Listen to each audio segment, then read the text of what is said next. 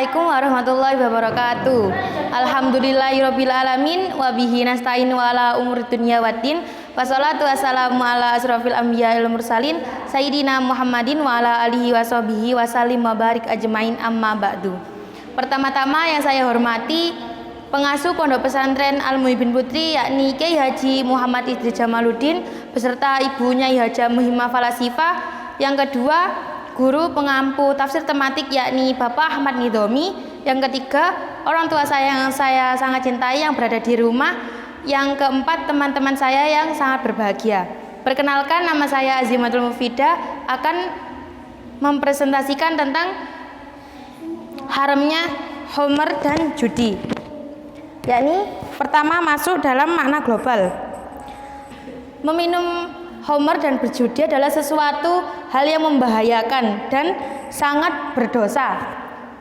Meminum homer itu memiliki bahaya yang sangat tinggi, walaupun ada manfaatnya, tapi lebih banyak bahayanya. Lalu adapun akibat-akibat kita meminum homer dan berjudi. Yang pertama, itu menyebabkan hilangnya akal. Yang kedua, kita juga bisa kehilangan harta kita. Yang ketiga, itu menyebabkan kerentanan dalam tubuh kita. Lalu yang keempat, menyebabkan rusaknya rumah tangga. Yang kelima, menyebabkan kelalaian dalam kita beribadah. Lalu yang terakhir, menyebabkan pertengkaran atau pertukaran. Lanjut, sebab turunnya ayat.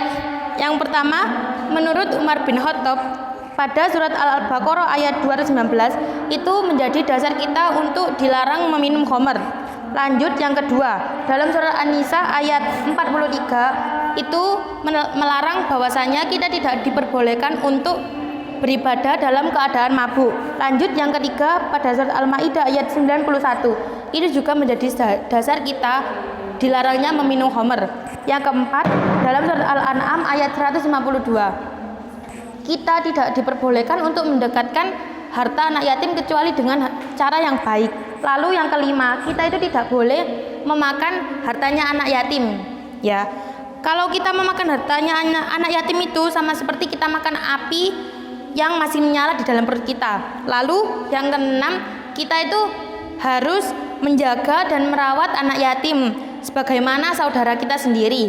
Dilanjut, alasan mayoritas ulama. Yang pertama, menurut Ibnu Umar itu adalah semua hal yang memabukkan.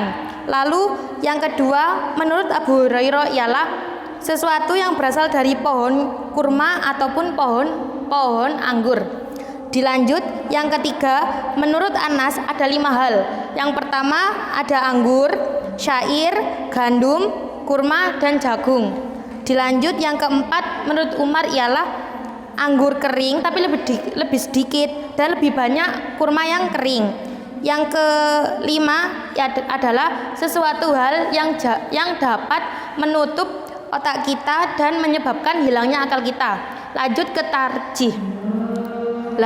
Tarjih itu penelitian yang kuat dari ulama Hijaz yang berasal dari Allah dan Rasulnya.